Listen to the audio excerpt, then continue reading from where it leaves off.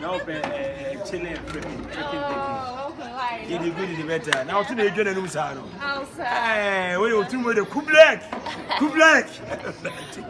What goes? I met Bob Honka. Like I'm talking about. Also, then, I said, top private camera with you. Was over 94. Oh, but Bob Honka. Me to come out. I get plenty money. Get me right. Why you see my back? Number 2 way. Oh, we madam for now. And now, what down for new way? And now, we do not wait. What down for new way? Ah, now I talk, Mamma. Now, we have my name. Oh, that don't need but so what down for new way? And has some money now. We need meeting and what come down for new way. And for pressure, gas answer. And you have from it, Rastake. Rastake.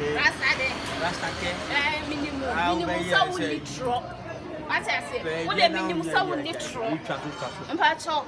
Maybe shall I not so wait to know myself, so I am a lie. Yeah, lie, we see. Yeah, lie, we see. Glad in a maison. You will see. I'm going to say, it's going to be great. I get punching money and buy pie for you. And I now can't pass out with them. Oh, Minister Choke. I'm a cast no one. Oh, you see Manchester boss. Manchester boss, and we use. I don't know what to say. Stop for me, come on, my what about you? Oh, how are you? Oh, I never done it. One hand down. Miss one hand. Person may waste me body. Until I'm in phobia. Oh, you should hand down. I can't. All right, I don't know. Let me rent it. I rent it. Yes, can I be the rent? What's your home? I stand. I want to know more. I will pick up. Me rent it. I told me rent it.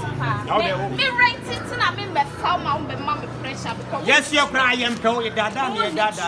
And some me, I mean, you some of the trouble. Oh, me one year so sorry pay.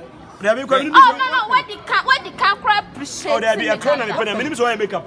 Oh, makeup girl like you. Now what do you buy? Why makeup on cancer? Send me so I told her any morning, yes, sir. Back near the 40 years.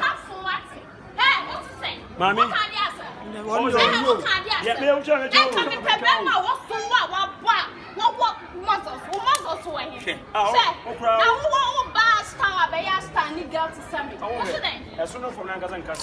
it then? Let's top and down in Cassie. Now, what can they? I'm a bad name. No. What can they?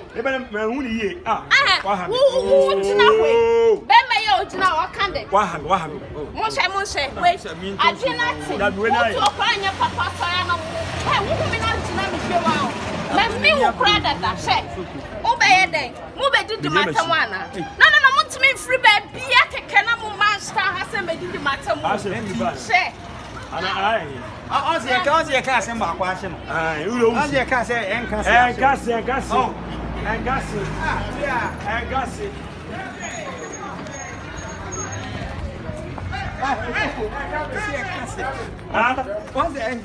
Wait, we will now all the members we will be on our renting. And yeah, I'm in your church. I'll give you power again. You're chilling one anymore.